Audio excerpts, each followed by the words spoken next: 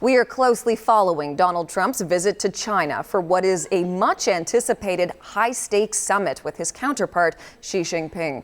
It's his first trip there by a U.S. president in almost 10 years, and Trump was given a red carpet welcome after Air Force One landed in Beijing.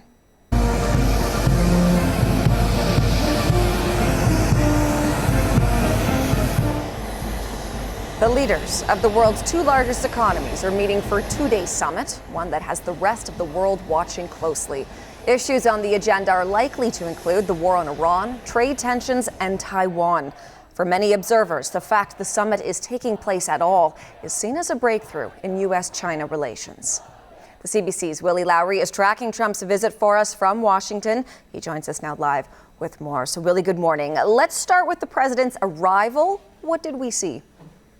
Yeah, absolutely, Hillary. China's Vice President Han Zheng met President Donald Trump on the tarmac. Also present was China's ambassador to Washington, Zifang, as well as Vice Minister of Foreign Affairs Ma Zhaozhou. Now, some 300 Chinese youth, who you can see kind of just off screen there, as well as a military band and honored guard, provided some of the pomp and circumstance. An interesting aspect of the arrival, however, was the order by which the U.S. delegation exited Air Force One. Of course, Trump was first down the stairs, followed by his son Eric and daughter-in-law Lara Trump.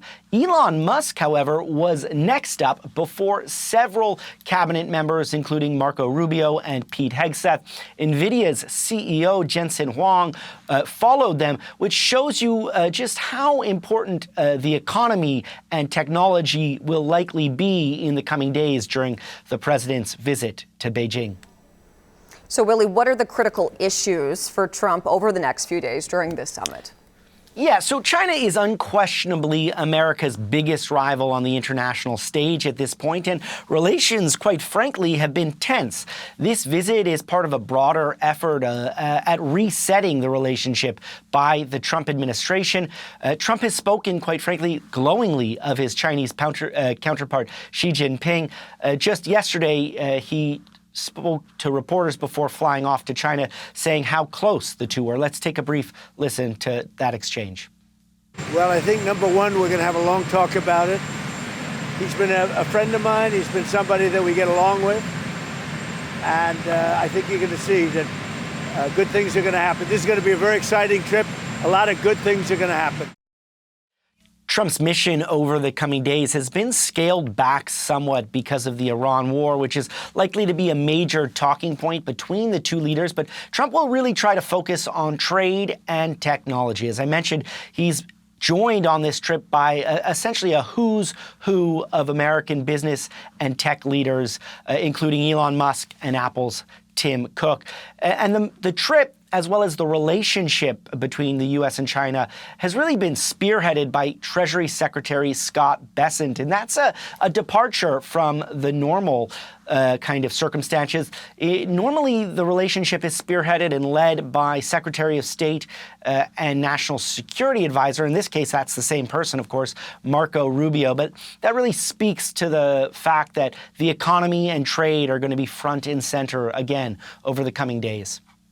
Okay, Willie, so those are some of the Americans' priorities, Donald Trump's priorities. What about the Chinese president? What do you think President Xi wants from his meeting with Trump? Well, Xi is expected to press the U.S. on Taiwan. Washington currently does not support independence, but Xi is hoping to get the Trump administration to say that it opposes it. And on technology, Beijing is really hoping to get the U.S. to ease restrictions around the sale of AI chips and semiconductors, which it needs to drive its economic, military, and technological ambitions. Okay, Willie, thank you for all the updates here. The CBC's Willie Lowry for us there in Washington.